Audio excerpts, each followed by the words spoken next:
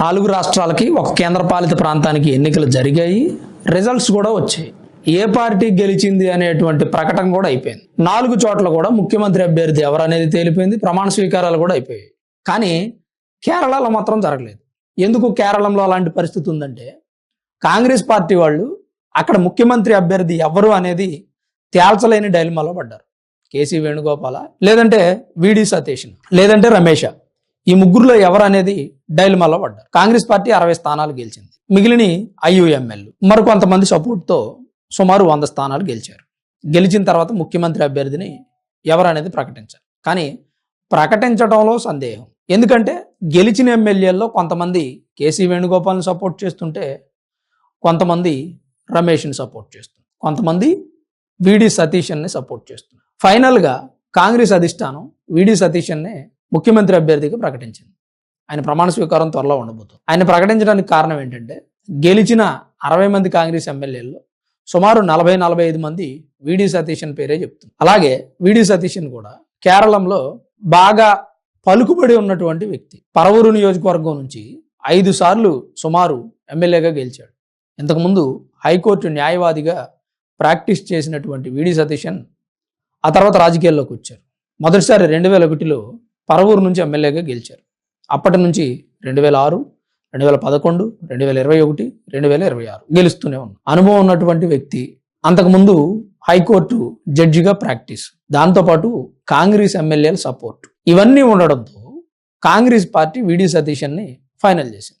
అసలు ఇన్ని రోజులు డైలమాలో పట్టడానికి కారణం ఏంటంటే, మళ్ళీ కర్ణాటక లాగా ఎక్కడ సచ్చిద్దో అని భయం కాంగ్రెస్ పార్టీ వాళ్ళు. ఇప్పుడు కర్ణాటకలో సిద్ధరామయ్య, డికే శివకుమార్, వీళ్ళ 2 పార్టీలు కూటమిగా వెళ్ళి గెలిచినప్పుడు కాంగ్రెస్ పార్టీ వాళ్ళకి ఇచ్చినటువంటి మాట ఏంటంటే, 2.5 సంవత్సరాలు సిద్ధరామయ్య ముఖ్యమంత్రిగా ఉంటారు, మిగిలిన 2.5 సంవత్సరాలు డికే శివకుమార్ని ముఖ్యమంత్రిని చేస్తామని కాంగ్రెస్ అధిష్టానం మాట ఇచ్చింది. కానీ మాట తప్పింది.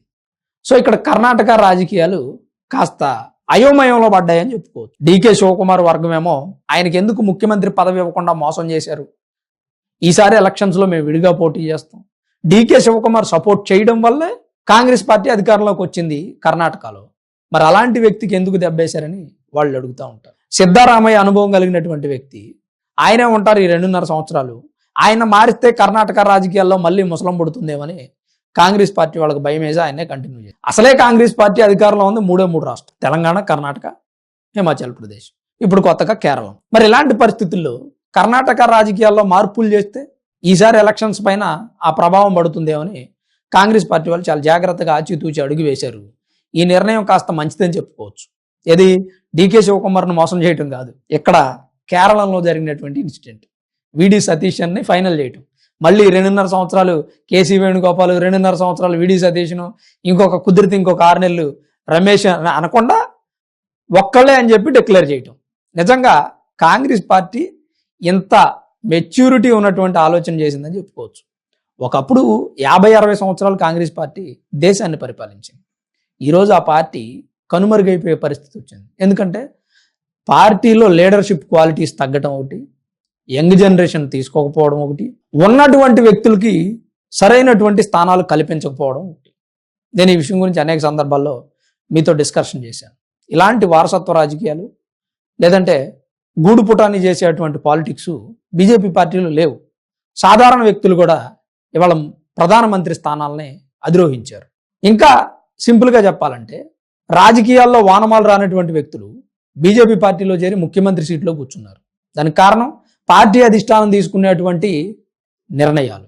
ఎక్కడా కూడా అహంకారం చూపించకుండా, మోసపూరిత కుట్ర ఆలోచనలు చేయకుండా పార్టీలో కష్టపడ్డ వ్యక్తుల్ని వాళ్ళు గుర్తిస్తారు. అందుకని బీజేపీ పార్టీ భావజాలం, బీజేపీ పార్టీకి ఉన్నటువంటి వ్యూహం మరొక పార్టీకి సాధ్యపడదేమో అని చాలామంది సీనియర్ రాజకీయ విశ్లేషకులు అంటూ ఉంటారు.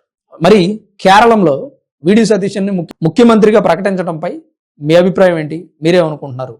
తప్పకుండా కామెంట్ రూపంలో రాయండి. కేసీ వేణుగోపాల్ పేరు చెప్పుకుంటే బాగుండేదని మీరేమన్నా అనుకుంటున్నారా, లేదా రమేష్ అయితే బాగుండేది అనుకుంటున్నారా? తప్పకుండా మీ అభిప్రాయాన్ని కామెంట్ రూపంలో రాయండి.